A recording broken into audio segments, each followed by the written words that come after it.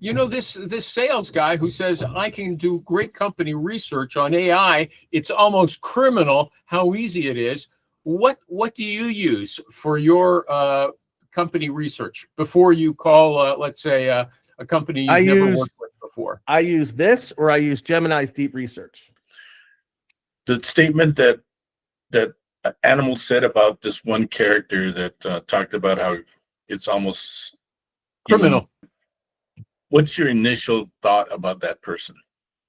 So what he's saying is I'm on board with, right? 100%. For one of my clients, a company called Python Fasteners, I wanted to get some really good deep information. And the information that I'm pretty sure it was this one that did it was absolutely amazing. What's the prompt? Can I see the prompt you used for that, Tommy? Yeah, well, I did. It wasn't so much the prompt. I used the deep research function. So all I said was, please search for all mechanical engineers in Vero Beach, Florida, who have experience in HVAC and plumbing commercial systems, specifically Carrier. Get me their name, title, company, contact info, their LinkedIn URL, any social media, and put an Excel format, right? So this is what we got from Perplexity. This is what I got from my deep research on TypingMind, which I think is probably similar to what Perplexity gave me. This is what Gemini gives you. They give you a whole comprehensive breakdown of the mechanical engineering HVAC professionals that they found, which looks to be pretty similar to the other one, plus any contact info they can find, which I think they did a better job than mine and Perplexity. When I met with Python and they asked me, hey, what do you know about our company? I blew them away. I knew all about what they did in New Zealand. I knew all about the Christchurch earthquake. I knew about all the masonry issues that were happening in California. I knew how their fastener performed way better than Hilti and Simpson Strong-Tie, right? I blew them away. At the end of the thing, I said, when I was done, he goes, oh my God, okay, great. Let's go. What next? Right? I'm like, well, send me a retainer. I got the search and I'm about to fill it. I got the guy who's on for his final interview next Friday. But here's what I'm confused now. Which would be better to get this information? Here, before I discovered the deep research, this is the one I did on, right? Now I use Puppeteer and I didn't use the deep research tool that I just found with Firecall. This is my own thing. And that's all I asked of it, right? And it gave me everything I need to know about them, right? So I had this their product portfolio, their key competitive advantages, the US market opportunity, right?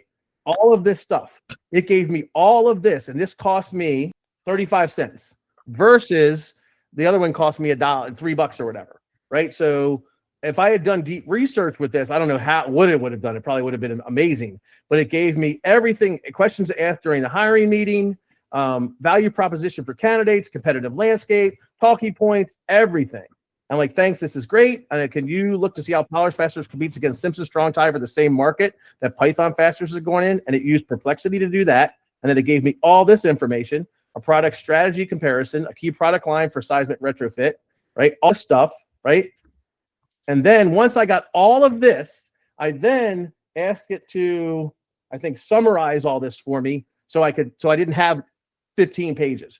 So then when I met Robert, when people tell us you're doing business development, they say don't get lost in the research. But this is exactly what's happening. You're going down a rabbit hole, but you said it pays off. Because I was having a meeting. I would not tell you to do this to do cold calls, right? But if you have a meeting, this company called me on a referral, actually, this other engineer said, you need to call this company. I called this company and said, hey, my name's Tom. You understand that you have a need? Yes, we'd like to schedule a meeting with you. Can we do it on Friday? Blah, blah, blah, blah, blah. Right? No problem. So I knew I was going into it. And because I wanted to have all the information, this is why I did this, right? But I was going into a meeting to get a cert, right? And to show them what the hell I was talking about. So if you're just doing this to go out there and cold call, no, this is dumb, right? But if you have a meeting set up with a company you've never worked before or a position you've never worked with before, you should do something like this. Okay, but why would Dean, who's our guru, hypothetically right now, okay, I think we all have a lot of respect for him, and he's a great guy.